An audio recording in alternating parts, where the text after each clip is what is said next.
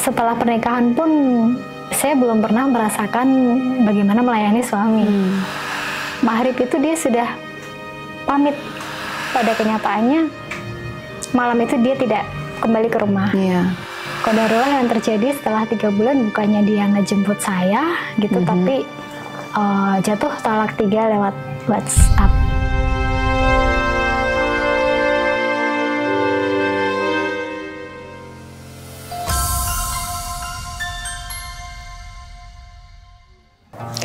Bayangkan, baru saja akad pernikahan terucap, suami yang ia idamkan malah meninggalkannya hari itu juga.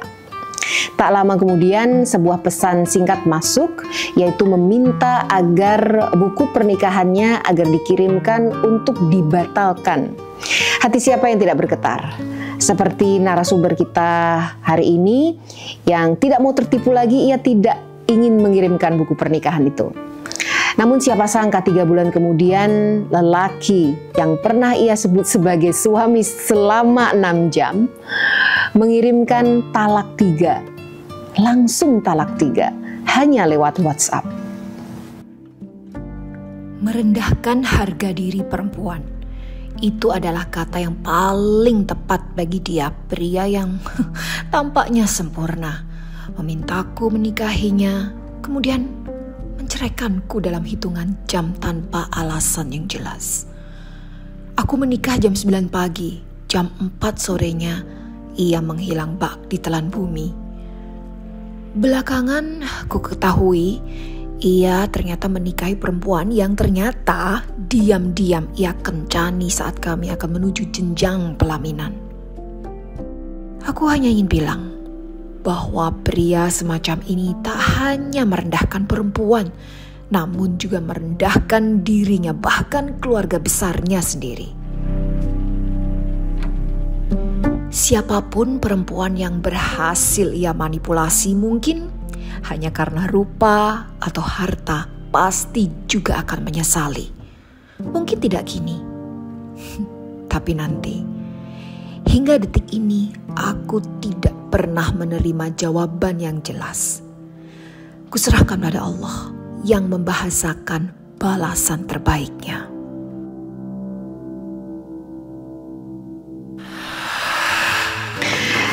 Ya, miris, merinding, terharu gitu ya dengar cerita Mbak Indri Kusumastuti.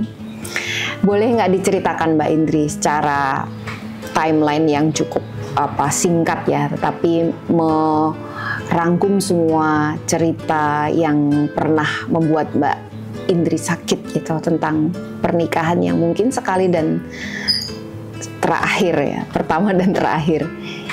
Ya, gitu. Harapan saya sih ya waktu itu kan memang pernikahan pertama dan juga yang terakhir ya, gitu. Tapi kenyataannya setelah pernikahan pun saya belum pernah merasakan bagaimana melayani suami, gitu, seperti itu.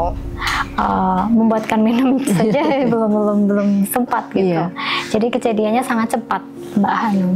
Kejadiannya sangat singkat. Dari saya perkenalan 2018 akhir ya itu. Akhir saya bertemu di Jakarta. Setelah 10 tahun tidak bertemu, saya bertemu lagi di Jakarta. Karena itu teman kuliah dulu ya. Teman kuliah saya, iya, kakak kelas saya. Terus pertemuan singkat langsung dibawa ke keluarga besar, keluarga besarnya. Saya bertemu mamahnya, makwo, budenya, tante-tantenya, semua saya baik gitu. Mereka semua baik sama saya. Enggak ada terlintas terbesit hal akan berending tidak baik, itu sama sekali tidak ada, karena semua keluarga besar welcome sama saya, baik sama saya. Itu di 2018. Terus kami bertemu singkat Mbak Hanum. Di 2018 juga kami melangsungkan lamaran ya. Kemudian beberapa bulan setelah lamaran langsung ke pernikahan. Tepatnya di 16 Februari 2019. 2019, 2 hari setelah Valentine's Day, kira-kira gitu ya. Dan di hari itu juga 6 jam setelah mengucapkan akad nikah ijab qabul, Iya. Yang Anda sebut suami tadi akhirnya tiba-tiba pamit tanpa kabar, tanpa pesan. Iya. Ceritanya gimana tuh, Mbak? Acara pagi ya, akad nikah itu terlaksana jam 9, jam 10. Terus kemudian di jam 3 semua acara sudah selesai, kami pulang ke rumah saya, ke rumah orang tua saya. Terus maghrib itu dia sudah pamit. Dia pamit sama saya untuk menemui mamanya. Saya nggak punya pikiran, sekali lagi saya nggak punya pikiran aneh-aneh, berusaha positif gitu. Apalagi sudah menjadi suami saya, ya saya percaya. Dan dia punya alasan aja. Katanya mau mengantar orang tuanya yang datang dari jauh untuk pernikahan. Saya mau ketemu mama dulu, soalnya besok itu mereka keluarga besar udah banyak yang pulang ke Jambi, pulang ke Lampung gitulah ya gitu. Jadi saya nggak punya perasaan apapun ya, tapi pada kenyataannya malam itu dia tidak kembali ke rumah. Dan di H+1-nya kan juga kami pihak perempuan kan masih ada pembubaran panitia seperti semua lingkup ini kan. Dan dia nggak datang sampai itu juga. Nah di situ orang-orang mulai kok begini, kok begitu, seperti itu. Tapi berusaha untuk terus menutupi bahwa everything was fine walaupun sehari nggak datang, 2 hari nggak datang, telepon juga di reject katanya. Ya saya menutupi itu dari semua keluarga saya. Sampai ibaratkan saya sudah mendaftarkan ke pengadilan agama itu, keluarga besar baru tahu pun itu tahunya karena ponakan saya, moto saya lagi sakit, dikirimkan ke pihak keluarga. Nah di situ baru loh kenapa ini, kenapa Indri, terus satu persatu mereka baru telepon dan datang.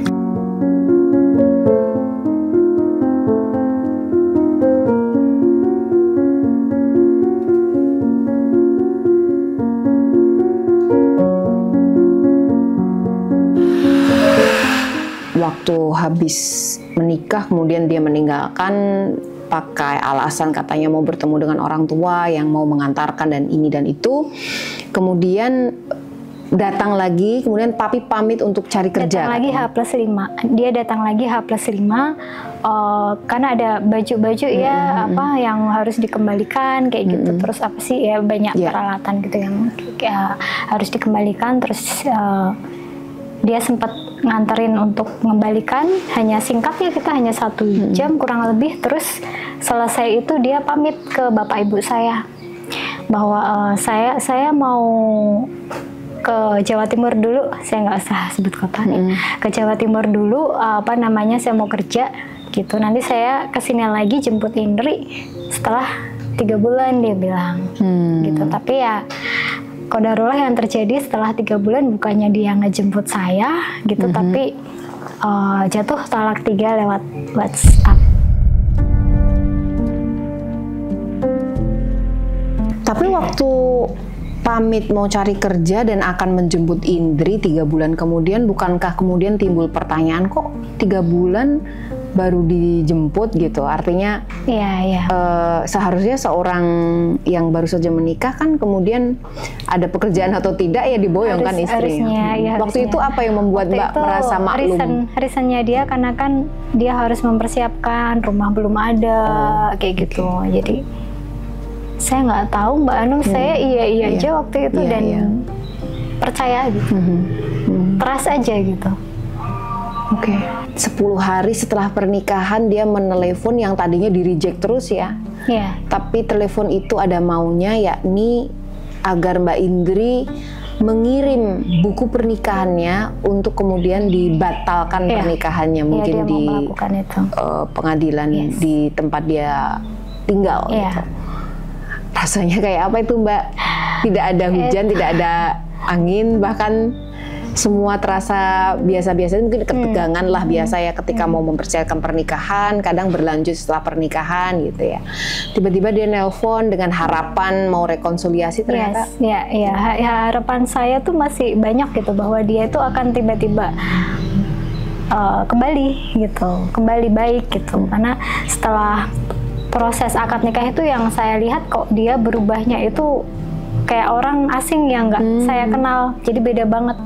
Setelah proses akad nikah ya, itu? Beda banget, maksudnya apa ya, kalau biasanya kan ngomong ya lembut sama saya, itu kan kok kayak menghindar gitu, lebih cenderung seperti itu. Iya. Tapi pernikahan sudah terjadi, gimana gitu sih, saya jadi bingung waktu itu. Sebelum pernikahan ada nggak tanda-tanda yang nggak beres atau kalau bahasa sekarang tuh red flag gitu loh, yang Mbak juga rasakan, tapi Mbak Indri tuh berusaha mengubur sebagai perempuan yang ini tinggal sejengkal lagi ke pelaminan, ya sudahlah, dimaafkan atau dikubur aja. Ada sih Mbak, ada kejadian, tapi mungkin nggak perlu saya ini ya gitu.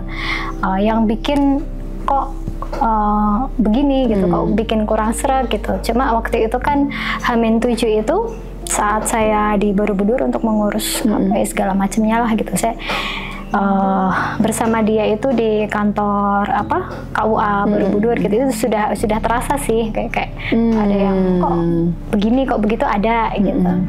Terus kok berubahnya di situ ya, mungkin cara respon dia menanggapi, dari gestur, bicara, dari komunikasi itu kan sebenarnya kelihatan. Cuma saya menampik itu karena kan juga vendor udah 90% Mbak, semua udah siap. Ya, gitu. Mungkin menampiknya juga karena bukan karena dia ingin meninggalkan Mbak atau sudah punya rencana ancang-ancang untuk ninggalin Mbak saat itu, tetapi lebih kepada mungkin stres ya, namanya orang mau menikah kan kadang persiapan ini itu aja. Gitu. Dan semuanya akan berlalu, dan ternyata itu sebetulnya satu isyarat ya, yang saya abaikan. Tahu gitu Mbak ya, kalau flashback ya mending saya batalin. Iya, tapi kita nggak boleh ngomong tahu gitu kan Mbak? Iya, nggak boleh. Karena ini sebuah cerita yang justru akan bukan menginspirasi, tapi akan menjadi pelajaran buat mungkin jutaan perempuan yang di sana yang juga akan bermanfaat. Ya. Sudah terjadi gitu. Harus saya terima. Qadarullah, ini takdirnya Allah. Istri saya dengan talak dan talak.